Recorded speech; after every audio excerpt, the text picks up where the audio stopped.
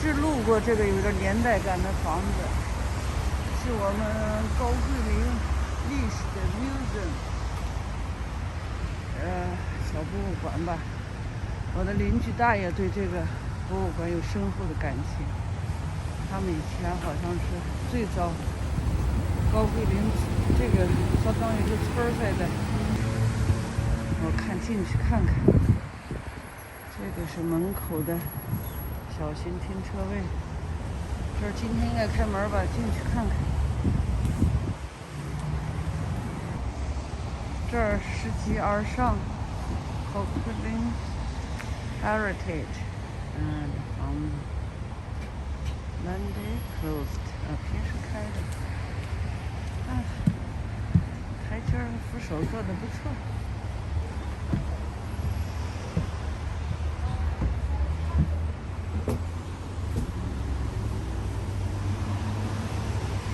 对，你看老有点年代感了。一进门是这个，赶紧把。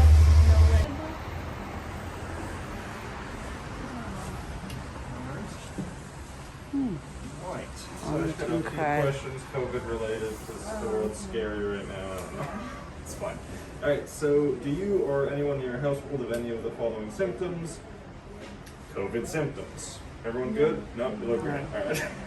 Have you come in close contact with someone who tested positive for COVID in the past 14 days? 也是户外的特殊时期期的。 Have you or anyone in your household returned from travel outside of Canada, including the United States, in the past 14 days? No。 We're good then. Just 问完了，填完表了才能 your 进。 names and information there, and we'll be on our way. And if you need something to put the clipboard on over there or the banister's fine. Okay, thank you.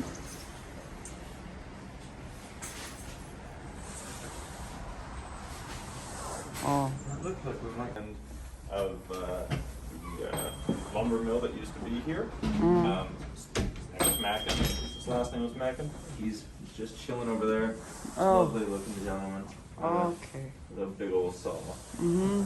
Our current exhibit is Deconstructed, which is a history of everyday objects. It's an attempt to sort of break down the objects you would have found in a house like this. Their materials, the history of those materials, the history of the objects themselves, and how that plays into our lives today. So here we are in the entryway, and we're looking at umbrellas. Yes. And umbrellas, surprisingly, have been around for a very, very, very, very long time, like 8,000 years, possibly more. As long as there's been civilization, umbrellas have kind of been there with it. Originally, however, unlike in Vancouver, where we use it to shelter from the rain, they were using it to shelter from the sun. And a lot of people who had umbrellas would have been relatively wealthy and powerful in their societies, talking kings, priests, and other really high up folk. Not you and I. And they wouldn't have carried it. That's the other thing. Someone else would have carried it for them. It was not a personal item. It was sort of something you had in your retinue. You know, you probably had some guy walking around with the umbrella. Fancy and his umbrella girl. I wonder if we're going to find out who that guy is someday. And if you look over there behind you, we've got a bunch of nice little parasols. So parasol is French for against or in opposition to the sun. So those were used in the more traditional use of the umbrella, which is for defense against the sun's somewhat harmful rays, or very harmful rays, depending where you are. But as you can see, they've kind of lost a lot of their functionality. It's just a little pretty thing. I mean, that black one on the end, what are you going to do? Like, wear it like a hat? I don't know. But they're cool, nice. Very pleasant to look at, no doubt about it. So that's more or less umbrellas. If you need time to read any of the panels, or you just want to kind of flow through this while I talk, let me know. So here we are with pianos, and pianos just due to their size and complexity have a lot of material history associated with them. Materials, whatever else. There's the skilled labor that goes into them. There's the actual materials they're made of. They are complex and kind of intimidating machines. If you're looking inside a piano, you really are looking at close to 1,000 years of evolution and engineering that's sort of gone into that over time. Some of the earliest quote-unquote piano-like instruments called a monochord, and it's actually well documented in an ancient Greek text, which is talking about how you can actually measure the wavelengths of sound and use them to determine the energy required and whatever else. So the sound theory is 800 BC was really started there. It was this idea of the single string with a bar you could move and you could pluck into different points, and then you could determine the frequency. A neat idea. I forget the name of the Greek who did it, but I can't pronounce it anyway, so we're fine. Which is bad news. My mother's Greek. Anyway, pianos have come a long way since the monochord. Right here, we're looking at what might be the definitive, like, piano in terms of designs. We're looking at an upright piano, and the three major components that go into making these things work are the hammer design. So, if you were to press one of these keys, don't, it's cold, it's delicate, but if you were, you could decide how much pressure and how much sort of zing you gave it, and you could hear that in the noise and the sound it made. This is because the mechanisms have a bunch of delays and other sort of like spaces in them to allow that sort of attitude to come through. But early孩子的摇篮。 like thing that would pluck the cord, it was mechanical and very much the same. And a lot of refining and working out before we got to cameras. 阳台的门。 How loud they are. Pianos are a really loud instrument. For a unamplified instrument, they're tremendously loud, but that wasn't always so. Back around the Napoleonic early 1800s, they were quite quiet. It was called the piano forte, forte being a word for strong or loud, but they were not that forte, they were quite quiet. And the main problem was, when it comes to a string instrument, your volume is related to the tension the strings will be under.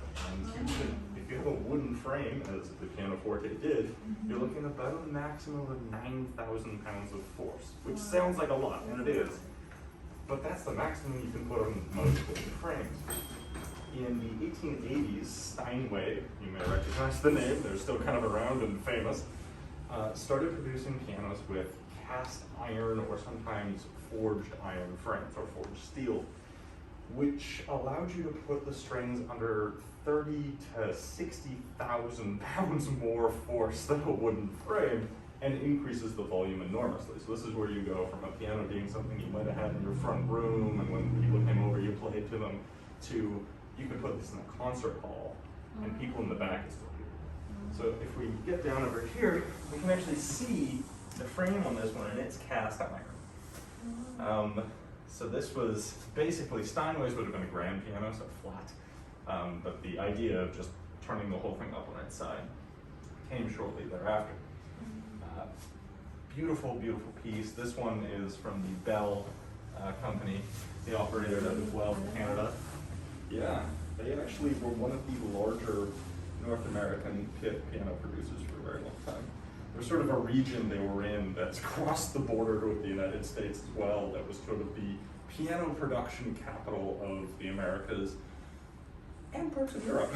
They produced a lot, but what happens, got a record player in the corner there, that puts them all out of business. And that's the other thing to keep in mind about the piano. They're so common now, just kicking around in people's doors. Because before you had a record player, you had a piano. Ooh, dining room. Dining room is fun. So how old do you think the fork is? How old? Yeah, you know, if like you were to pick the idea of a fork that you'd sit down and eat, how long do you think people have been using forks? Probably like 500 years. You're very close. You are so close. A lot of people think, oh, a few thousand years, like obviously the fork is ancient. Fork is very new. The fork doesn't really come into Europe in any meaningful way until the Renaissance. So it's in Italy, it starts to show up. It's brought to, I believe it's Venice, by one of the wives of a Venetian doge, who's, for all intents and purposes, the king of Venice. She's Byzantine, and the Byzantine Empire has been using forks for a while at that point, but only about a century. And yeah, they go off with it. But it was a very weird idea. For thousands of years, people had eaten with a knife and a hand. Yeah, they were big on that. There's this whole process where they start to think of food as something dirty and separate from the body. And they begin to separate themselves, and so meat stops being carved at the table and starts being carved in the kitchen. Then touch it with their hands, with utensils. Spoons are very old. Chopsticks are very old. Shockingly useful. But also a concept that Here is the like kitchen. outside of sort of China's sphere of influence doesn't really catch on or spread much. There's a few like some Russian nobles and 那个时代 other ones that they sort of 有电话了，这儿的人生活质量。 there's some Mongol influence there.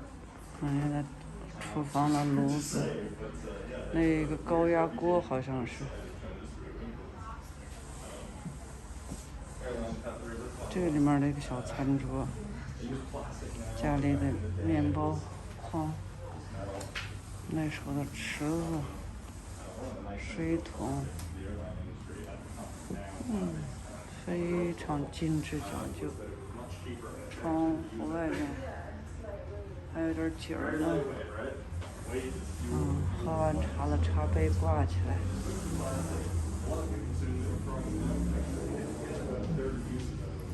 这是办公室。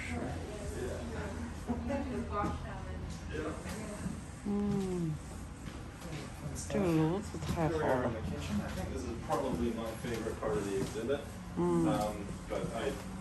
好像是烧煤的。 So the history of lighting is one of those interesting ones that kind of touches like it's a good touchstone for where technology is in general in a society. Not to say there's one like scale of technology that everyone has to adhere to, but more that you can get an idea of what people are producing in other parts of society based on how they're lighting their homes or their businesses or whatever else. So for instance, your very early lighting is just basically a burning stick. And a burning stick, there's wolves, but you don't want a burning stick in your house because it's going to drip embers everywhere, set your house on fire, and then no more house, no good. Torch, similarly, great if you're walking through a crypt or a big old stone castle, but not so often in your house. And so by the time you get to the candle, you know people need stable, safe interior light. 调料品种，桂皮啊什么的，人家的调料也不少。 这老式柜子，煤油灯啊，什么那个时代的，人家的碗柜那个时代也是，一点儿也不差。放瓶子，放柜子，这个碗柜多整齐，包括这个什么瓦式。 这个是比较特殊一个机器。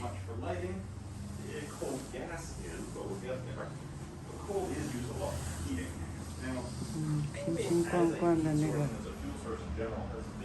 小贝贝的椅子、桌子。这有窗户往那一瞧。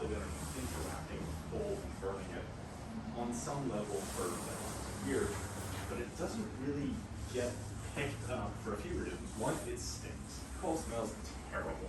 Two, it's very dirty. It produces a lot of soot that's very hard to get rid of. So there's wood fire, but wood fire at least smells nice, so it's kind of. 这个下面清洁用的这棍子。You know, you gotta mine it. How hard is a tree? You go, you cut down the tree, you store it for, cut it up, store it for a few years, and there you go. Firewood, it's beautiful.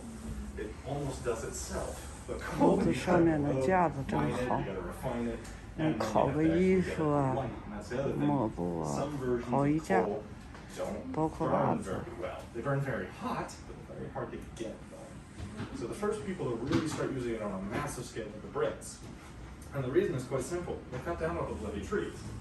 No trees? Oh, well, I guess we're not going to freeze to death, so let's use the coal.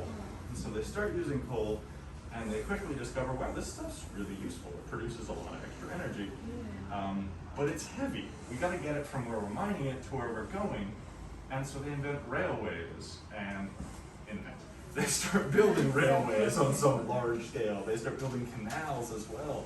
The canal system in England used to be extensive. It's completely filled in with canals. Once upon a time, that country was crisscrossed with canals that were all for moving coal into the cities.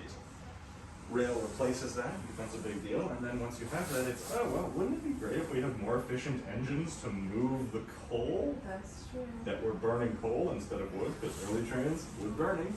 And so you end up with very powerful steam engines. And the entire Industrial Revolution, people have argued, is sort of based on this fact that the British ran out of wood to burn and went, well, I guess we should use the black stuff. Coal can then be refined later on to release its gases, which is butane. And that butane is used to make gas lighting. Not that, but would have looked similar, but a bit more flickery and fun. And gas lighting is wonderful, wonderful stuff if you're not afraid of the occasional depot exploding. Didn't happen often, but it did happen. And then finally, because people are getting tired of these depots occasionally exploding, and they discover that, ooh, this gas lighting is A, occasionally poisoning people, but it happens, and B, it really stains up a room after a while. The gases will gather on the ceiling and then kind of yellow it, and then after a while brown it. It's not a good look. And so people get a little bit tired of this, and although Thomas Edison gets a lot of credit for other people working on light bulbs, 东西老物件，但个个非常的精致。 Yeah, he was an inventor. He was an inventor and a thief, and he electrocuted an elephant one time. But look up Edison sometime. He's not as nice as he should have been. He's a mean guy. But he does create the incandescent light bulb, which was basically running an electric current through a carbon filament. So in his case, the carbon we're talking about was actually bamboo fiber. He sourced them from this really, really straight bamboo farm in Japan, actually, which is super weird. Like, that's globalization earlier than you really think of it. But yeah, that's where you got it. The carbon filaments were fine. We moved through a bunch of metals on our way to what we use now, which is osmium. So that's almost certainly an osmium light bulb.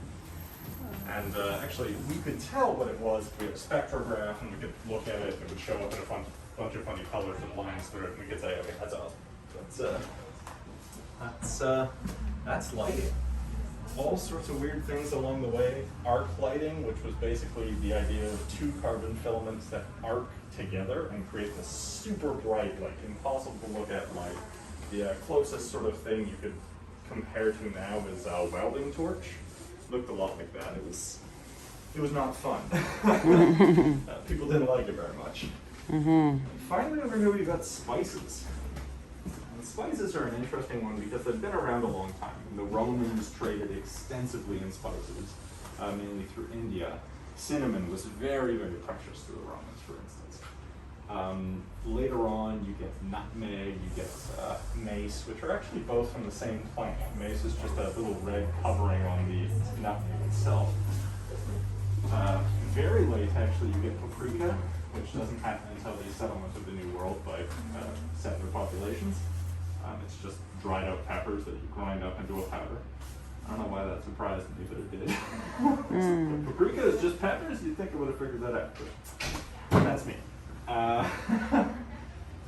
But the spice trade also kind of has a dark side to it. Very much has a dark side to it. And a few weird coincidences. So cloves, nutmeg, and pepper, possibly pepper, we're not sure about pepper, but definitely cloves and nutmeg both come from the same island chain, which is kind of an odd coincidence.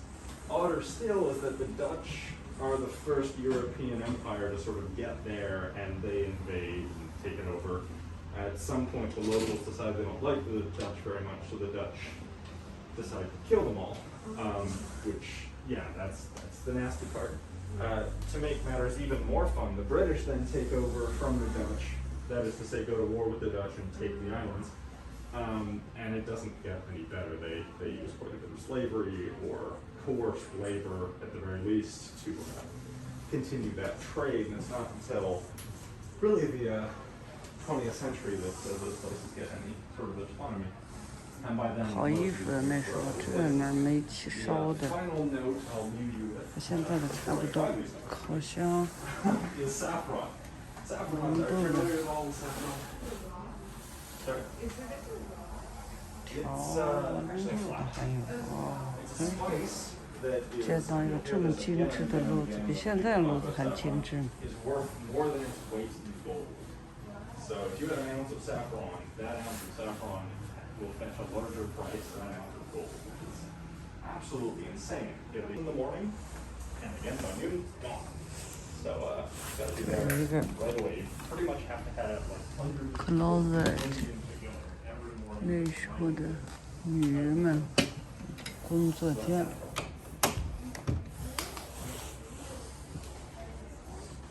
Oh, definitely. It's all over. They grow it. It used to just be in Persia that it was grown, but now there's a lot that comes out of Kashmir. There's a fair amount that comes out of smaller farms all throughout greenhouses all over the world. Forgetting one. There's a large producer somewhere. It might be Guatemala. They produce a lot of places, including nutmeg and cloves. 上面 Feel 都 free to have a look around and ask me if you have any questions. How about upstairs? It's closed right now because it's too tight up there for people to go through because of COVID. So we're just kind of storing stuff up there right now. Sorry about that. Okay. Upstairs the bedroom. Yeah, there's some bedrooms. There's a kid's room. There's How many bedrooms? Let me think about that. It's four. Four. Four, but one of them would have been for two people. It's a boarding room or sort of like a temporary, like, oh, these workers don't have a place to stay, or you're having guest rooms would be a good way to put it. Okay. Okay. I see. It's unique. This house. Oh. This house definitely has some character. 我照一下楼梯儿和这。This is a restroom. Yep, that's the best. This is for public or just only for? It's public as well, yeah. It's also okay.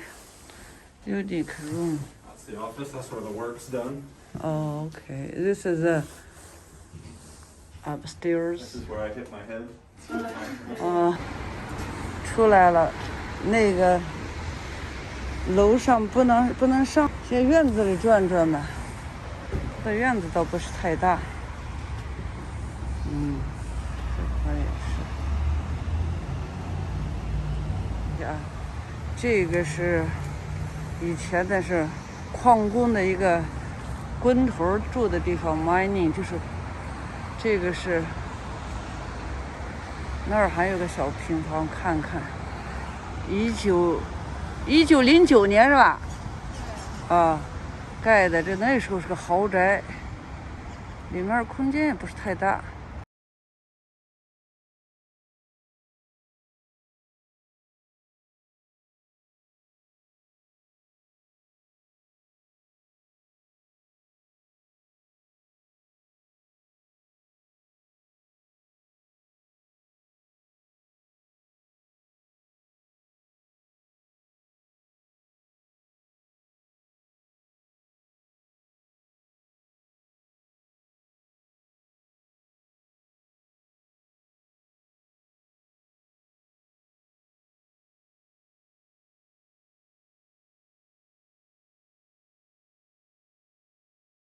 冬天的后院里还有绿色的植被，也有这个红色的果果，开的还真是很别致。这红果小果，是的，后院多看看。你看这个，就算那后院盖的平房也不差，石头渣子扎的挺高的。这才出了院了。另一个房子，面积也不少。这个车要是那个年代的车的话，那时候人家的工业真是够先进的。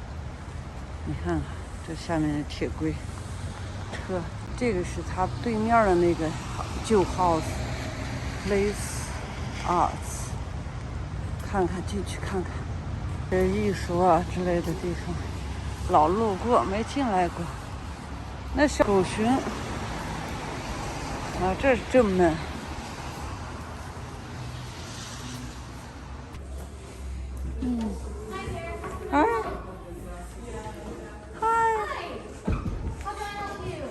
Just to visit. Oh, just wanted to visit? Yes. Sure, let me put you on our visitor log. Okay. What was your first name? Linda. And your last name? Li Li And a phone number, please. 7。呀，这里面还挺大的，孩子们这跳舞啊、唱歌什么的。我记得以前有个舞蹈，这个有一个哇，好大的教室，好漂亮。还有镜子。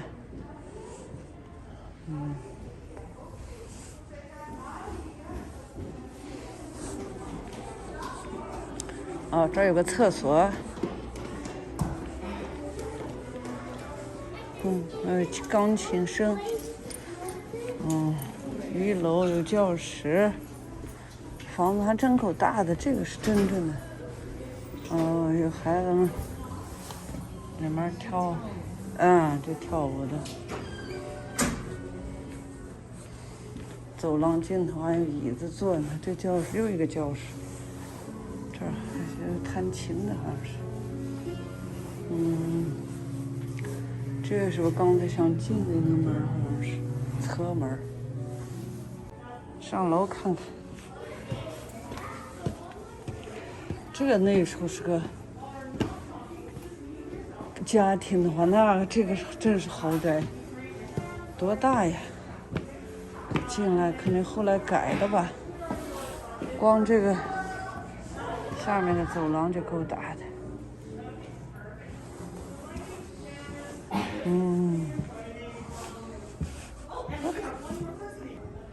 写作班，孩子们封闭的挺好的，每个人离得挺远的。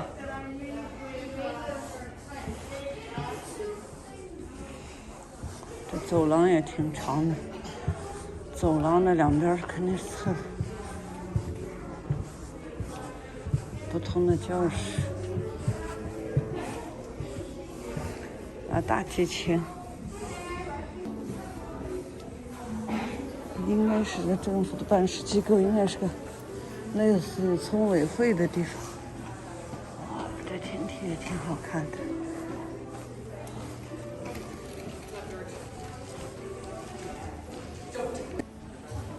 行了，大概看了一眼，这个是个，比如说出去看看的，外面也是个大型的小阳台呢，下去，中间一棵大树，还挺棒的。行了，大概看了一眼，这个是个，比如说出去看看的，外面也是个大型的小阳台呢，下去，中间一棵大树。